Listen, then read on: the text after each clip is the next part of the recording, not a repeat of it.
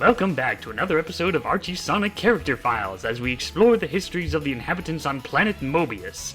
In this episode, we take a look at the history of our friendly neighborhood nanny, Rosie the Woodchuck. Last episode, I covered some characters that originated from Adventures of Sonic the Hedgehog, so I figured it was fitting that the next one would focus on a character that originated from Sonic Satam, and I also felt like picking out Rosie, because I feel like this character doesn't get much love and attention. Rosie made her first appearance in issue 18, where she tells Sally that her cousin Julayla is dying. Sonic is about to go after Sally, asking what's wrong, but Rosie stops him, saying that this is something that she must do alone.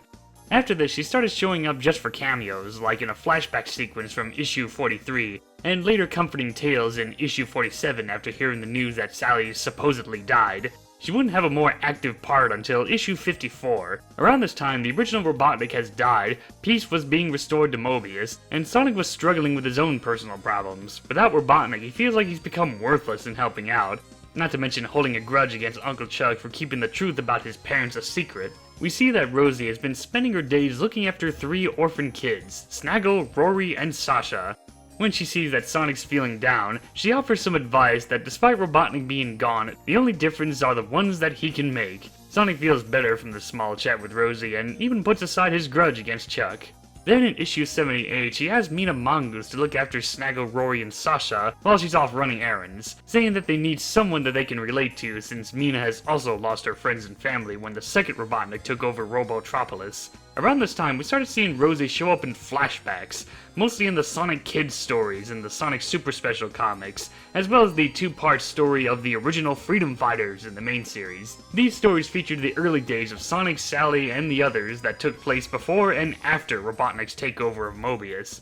Here we got to see a more younger version of Rosie, and we see that she's the nanny to Sally and her friends, helped educate Tails in getting good grades at school, and she was well acquainted with Cole Stripe, leader of the original Freedom Fighters. We then cut to the present time, where she started to have a few more appearances that usually involved her with the orphans. In issue 144, she and Sasha read the latest edition of Love and Lost columns. In issue 148, she took Snaggle, Rory, and Sasha to see a stage play adaptation of The Fight Against Robotnik. In issue 153, she took care of them when they were feeling sick and tried to tell them a bedtime story. And in issue 174, she helped Bunny Rabbit get ready for her big wedding day.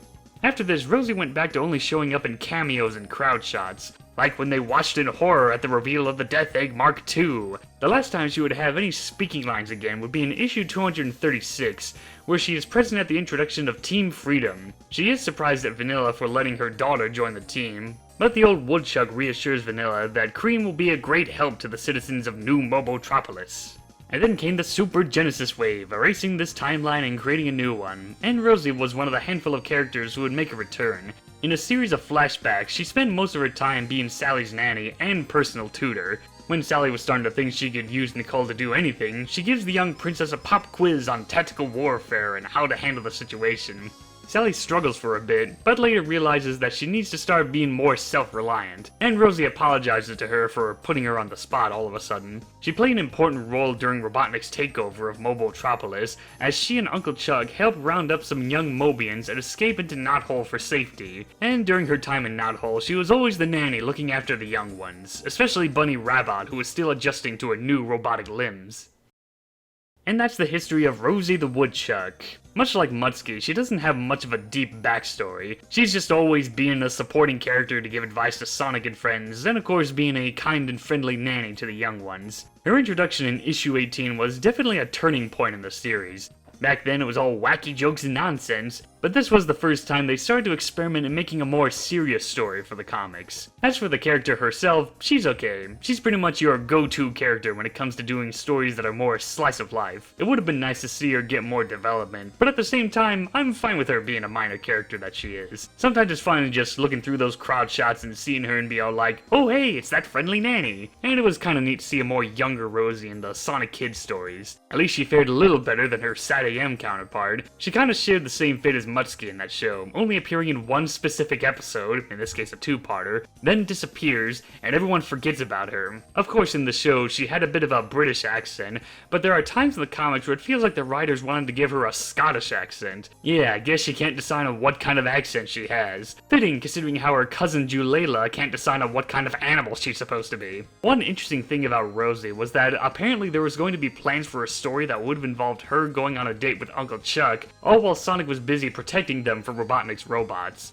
It was hinted at in a letter from issue 144 where it's implied that her pen name in the Love and Lost columns is Looking Through Rose-Tinted Glasses, but it never goes anywhere. I still think it would have been an interesting story. I do love the scene where she's interacting with Vanilla. It's short, but it's nice seeing the old meet the new. I still think we need fan art of these two just hanging out more. In fact, it would make a nice passing of the torch moment for these two. Like Rosie's becoming too old to look after the 3 orphans and lets Vanilla take care of them while Cream is off doing stuff with Team Freedom. Besides, I'm sure Vanilla will be a great caretaker for the young ones. I don't have much to say for a new canon version. The only difference is the inclusion of being Sally's tutor, and seems to enjoy teasing her with a sudden pop quiz. But she still cares for her. It's rather odd that she only shows up in these flashback sequences in the new timeline, as it's unclear on whether or not she's still alive in the present time. Either way, it's nice to see that even in the new continuity, they still remembered Rosie. Well, that takes care of this character file, so until then, I got a juice!